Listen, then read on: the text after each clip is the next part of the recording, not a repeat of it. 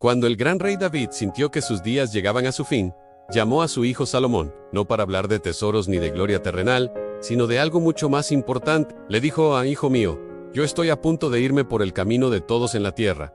Así que tú, esfuérzate y sé hombre. Guarda los preceptos de Jehová tú, Dios, andando en sus caminos, y observando sus estatutos y mandamientos, sus decretos y sus testimonios, de la manera que está escrito en la ley de Moisés, para que prosperes en todo lo que hagas y en todo aquello que emprendas. Imaginen esa escena, un padre legendario pasando la antorcha a su heredero, no con una corona de oro, sino con una corona de sabiduría y obediencia. A Dios en David le recordó a Salomón la promesa divina. Si sus descendientes cuidaban su camino y andaban fielmente delante de Dios con todo su corazón y toda su alma, nunca faltaría un hombre de su linaje en el trono de Israel. Era una herencia de fe, un pacto eterno. Pero David, siendo un rey sabio y conociendo la naturaleza humana, también le dio a Salomón consejos muy prácticos y terrenales. Le habló de Joab, su general, un hombre valiente pero que había derramado sangre inocente en tiempos de paz. La de Abner y la de Amasa en David no había podido actuar en su momento, pero le encargó a Salomón que no dejara que sus canas descendieran en paz al Equiol.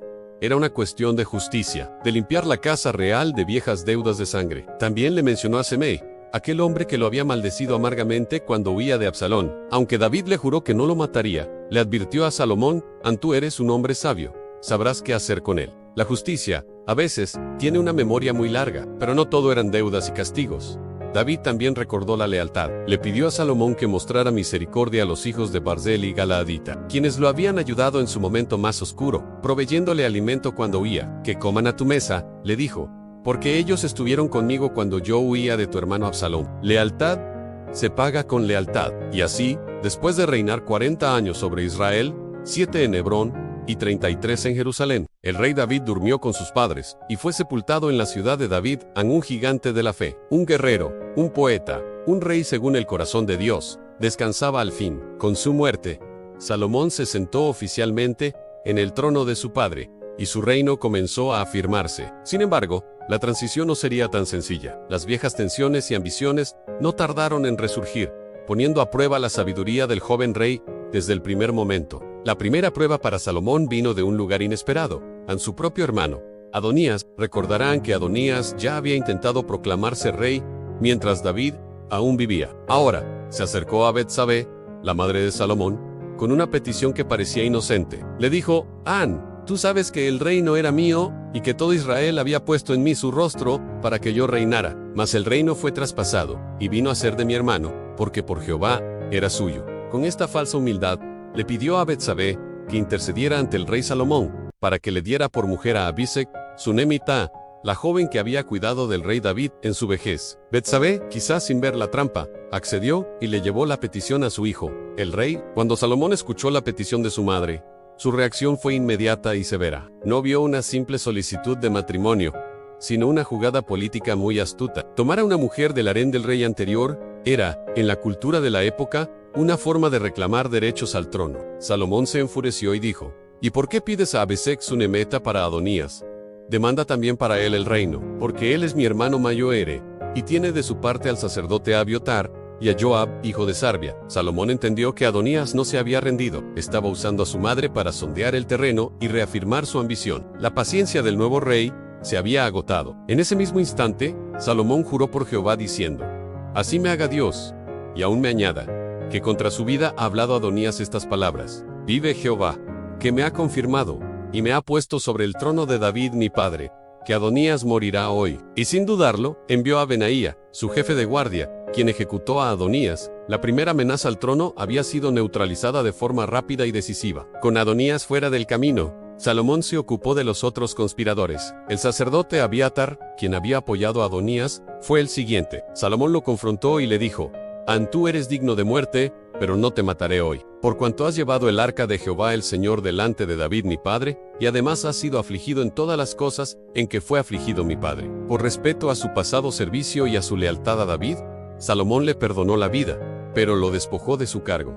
Vit aneitet, a tus heredades, le ordenó. Así, Salomón echó a Abiatar del sacerdocio, cumpliendo, sin siquiera saberlo, la profecía que Dios había pronunciado contra la casa de Elí, en sí, lo muchos años antes. La historia bíblica está llena de estos hilos invisibles que conectan generaciones. Luego llegó el turno de Joab. Cuando la noticia de la muerte de Adonías y la destitución de Abiatar llegó a sus oídos, el viejo general supo que él era el siguiente. El miedo se apoderó de él y huyó al tabernáculo de Jehová, aferrándose a los cuernos del altar, un lugar sagrado que se consideraba un santuario. Cuando le informaron a Salomón, este envió a Benaía para ejecutarlo. Benaía llegó al altar y le ordenó a Joab: el rey dice que salgas. Pero Joab, desesperado, respondió: no, moriré aquí. Benaía regresó e informó al rey. La respuesta de Salomón fue implacable, recordando las instrucciones de su padre en Jaz, como él ha dicho: mátalo y entiérralo, y quitarás de mí y de la casa de mi padre la sangre que Joab derramó injustamente. Salomón enumeró los crímenes de Joab, el asesinato de Abner y de Amasa, hombres más justos que él. Así que Benaía volvió al tabernáculo y, por orden del rey, ejecutó a Joab allí mismo, junto al altar. Fue un final violento para un hombre violento. En su lugar, Salomón puso a Benaía como jefe del ejército y al sacerdote Sadoc en el lugar de Abiatar. El nuevo rey estaba consolidando su equipo de confianza. Finalmente, quedaba Semí. Salomón lo mandó llamar y le dio una orden muy específica: edifícate una casa en Jerusalén y mora ahí, y no salgas de allí a una parte ni a otra. El día que salgas y pases el torrente de Cedrón, sabe de cierto que morirás. Tu sangre será sobre tu cabeza. Simei aceptó las condiciones, jurando obediencia. Durante 3 años, todo estuvo en calma. Simei vivió en Jerusalén como se le había ordenado. Pero un día, 2 de sus siervos huyeron a Get. Cuando Simei se enteró, ensilló su asno y fue a Get para buscarlos. Fue un error fatal. Olvidó o subestimó la orden del rey. Alguien informó a Salomón que Simei había salido de Jerusalén. El rey lo mandó llamar de inmediato. Su tono era frío como el acero. Le dijo: no te hice jurar por Jehová, y te protesté diciendo: en el día que salgas y vayas a cualquier lugar, ¿sabe de cierto que morirás? Y tú me dijiste: la palabra es buena, yo obedezco. ¿Por qué pues no guardaste el juramento de Jehová y el mandamiento que yo te impuse? Salomón le recordó a Semei todo el mal que había hecho a su padre David. La maldición que le había lanzado en su momento de mayo era debilidad. Jehová ha hecho volver el mal sobre tu cabeza, declaró el rey. Y una vez más, llamó a Benaía, quien salió y ejecutó a Semei. Con la muerte del último de sus adversarios, el círculo se cerró. Las deudas de justicia del reinado de David estaban saldadas. El texto concluye con una frase poderosa y llena de significado: y el reino fue confirmado en la mano de Salomón. La transición había terminado. Las amenazas habían sido eliminadas. Ahora, el joven rey, libre de las sombras del pasado, estaba listo para comenzar su propio legado. Un reinado que se convertiría en sinónimo de sabiduría, paz y prosperidad. La era de Salomón había comenzado verdaderamente. Cuando el rey David falleció, su hijo Salomón se convirtió en el nuevo rey de Israel. Salomón amaba mucho a Jehová y se esforzaba por seguir el ejemplo de su padre David. En un día, fue a un lugar llamado Gabaón para ofrecer sacrificios a Dios. Ofreció 1000 holocaustos, demostrando su devoción y gratitud. Esa misma noche, mientras Salomón dormía, Jehová se le apareció en un sueño. Dios le dijo: pide lo que quieras que yo te dé. Imagínense esa oportunidad. Salomón podría haber pedido riquezas, una vida larga, o la derrota de sus enemigos, pero no lo hizo. En lugar de eso, Salomón le respondió a Dios con humildad. Dijo: me has puesto a mí, tu siervo, como rey en lugar de David mi padre, y yo soy un joven, y no sé cómo entrar ni salir. Tu siervo está en medio de tu pueblo, al cual tú escogiste, un pueblo grande, que no se puede contar ni numerar por su multitud. Dale pues a tu siervo un corazón que entienda para juzgar a tu pueblo, para discernir entre lo bueno y lo malo. A Jehová le agradó mucho la respuesta de Salomón. Vio que no había pedido cosas para sí mismo, sino sabiduría para gobernar bien a su pueblo. Así que Dios le dijo: ¿por qué has pedido esto? Y no pediste para ti una vida larga, ni pediste para ti riquezas, ni pediste la vida de tus enemigos, sino que pediste para ti entendimiento para oír juicio.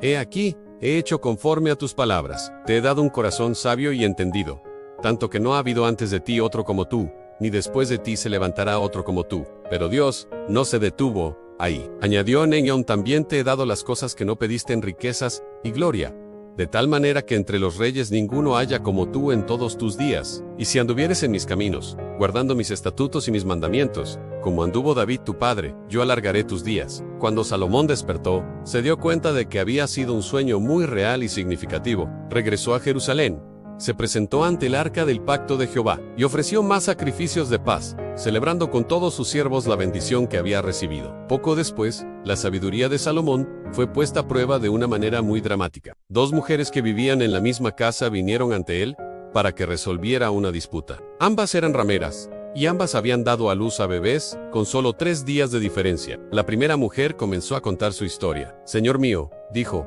yo y esta mujer moramos en una misma casa, y yo di a luz estando con ella en la casa. Y aconteció, al tercer día después que yo di a luz, que ésta dio a luz también. Estábamos juntas, ningún extraño estaba con nosotras en la casa, sino nosotras dos, y una noche, el hijo de esta mujer murió, porque ella se acostó sobre él. Continuó explicando la terrible situación, y se levantó a medianoche, y tomó a mi hijo de junto a mí, estando yo, tu sierva, durmiendo, y lo puso a su lado, y puso a su lado a su hijo muerto. Y cuando yo me levanté de madrugada para dar el pecho a mi hijo, he aquí que estaba muerto, pero lo observé por la mañana, y he aquí que no era mi hijo, el que yo había dado a luz. Inmediatamente, la segunda mujer interrumpió, no, mi hijo es el que vive, y tu hijo es el muerto. Pero la primera mujer insistió, no, tu hijo es el muerto, y mi hijo es el que vive. Discutían acaloradamente frente al rey. Todos en la corte estaban en silencio, preguntándose cómo podría Salomón saber la verdad. No había testigos, solo la palabra de una contra la de la otra. El rey Salomón escuchó pacientemente, luego, resumió el problema en esta: dice, mi hijo es el que vive, y tu hijo es el muerto. While la otra dice, no, mas el tuyo es el muerto, y mi hijo es el que vive. La situación parecía imposible de resolver. Entonces, el rey Salomón, con la sabiduría que Dios le había dado, dio una orden que sorprendió a todos los presentes. Dijo, traedme una espada. Le trajeron una espada, y el rey ordenó: partid por medio al niño vivo, y dad la mitad a la una, y la otra mitad a la otra. La corte se quedó en shock. ¿Cómo podía el rey sugerir algo tan cruel? Pero Salomón sabía exactamente lo que estaba haciendo. Estaba probando el corazón de las dos mujeres. En ese momento, la verdadera madre del niño, cuyo corazón se llenó de compasión y amor por su hijo, no pudo soportar la idea. Clamó al rey: Señor mío, dad a este el niño vivo, y no lo matéis. Su amor maternal era tan fuerte que prefería renunciar a su hijo antes que verlo morir. Pero la otra mujer, cuyo corazón estaba lleno de envidia y egoísmo, dijo: ni a mí, ni a ti, partidlo. Su respuesta reveló su falta de amor y su verdadera naturaleza. No le importaba el bebé, solo quería que la otra mujer sufriera como ella. Al escuchar esto, el rey Salomón supo la verdad sin lugar a dudas. Su rostro se mantuvo sereno mientras pronunciaba su juicio final. Dijo: dad a aquella el niño vivo, y no lo matéis. Ella es su madre. Todo Israel oyó el juicio que había pronunciado el rey, y temieron al rey, porque vieron que había en él sabiduría de Dios para juzgar. La noticia se extendió por todo el reino y más allá. La gente entendió que su rey no era un gobernante común, estaba guiado por una sabiduría divina. Este evento fue solo el comienzo del reinado de Salomón, un reinado que sería conocido por su incomparable sabiduría, su gran riqueza y la construcción del magnífico templo de Jerusalén. La promesa de Dios se había cumplido, y Salomón se convirtió en el rey más sabio que jamás haya existido. Esta historia nos enseña sobre el poder de la sabiduría y la importancia de pedir a Dios las cosas correctas. También nos muestra la profundidad del amor de una madre y cómo la verdadera justicia puede revelar la verdad que se esconde en el corazón humano. Gracias por acompañarnos en este increíble relato. Si te gustó esta historia, no olvides darle like, compartirla y suscribirte para más contenido como este. Nos vemos en el próximo video.